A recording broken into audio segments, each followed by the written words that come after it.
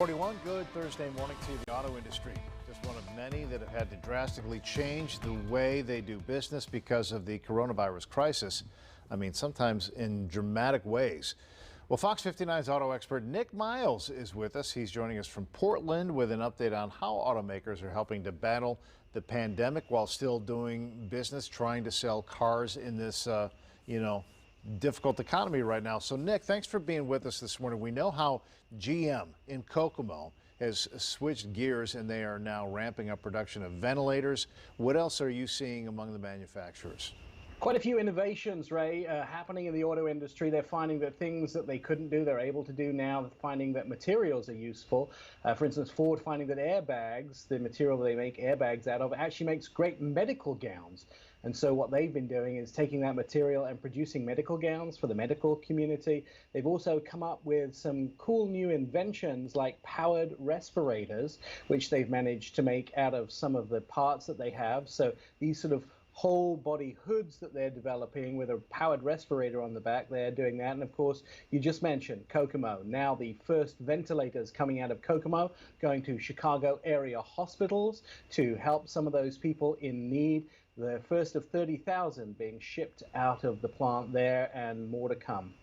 So the ventilators we knew about, that is fascinating to know that the airbag material is being used to make gowns here, and there are a lot of ancillary industries, that are connected to the auto industry. So that's a great example. What else have you got?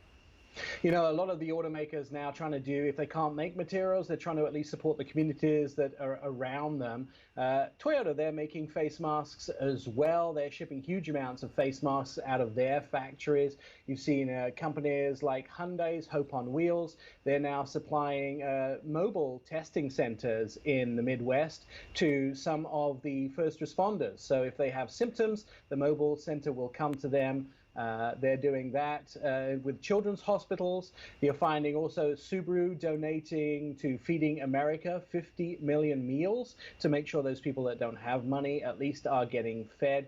And you're seeing Volvo taking their entire fleet of vehicles and donating their press and marketing fleet around the world to those people fighting COVID-19. So that's 2,000 vehicles that are now supplied for the people who are fighting COVID-19. That's amazing to know all the different things that they're able to get into here. Let's talk about, what they do at their core, and that's make automobiles here. The Detroit Auto Show canceled, New York Auto Show.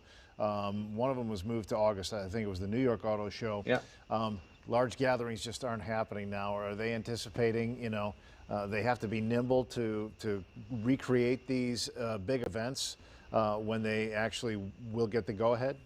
I think if you've been to the auto show in Indianapolis before, you won't go to the same auto show ever again. Crowds of people very close next to each other, sitting in and out of cars is probably going to change an awful lot. We're probably not going to get to do that, but it's unlikely that these auto shows will go ahead as they have been before. And other events too, we'll see them moving outside. Mini Takes the States, which is up and down was supposed to be up and down the Midwest this year, has actually been moved to 2021. A lot of these events, Ray, take a year to put on. And those guys concentrating on making parts for ventilators and those sort of things now, rather than putting big events on. Even Ferrari now making ventilator parts. So they've moved their attention from auto shows, and now they're putting into much more of supplying what is needed by our community. Yeah, can't wait to see when this will all kind of get back to a normal routine here, whatever that's going to look like. Hopefully it'll be an improved picture. But in the meantime, it's nice to see them doing things that are helping the whole world. So, Nick, great to talk to you from Portland, Oregon. We'll see you next time. Thank you.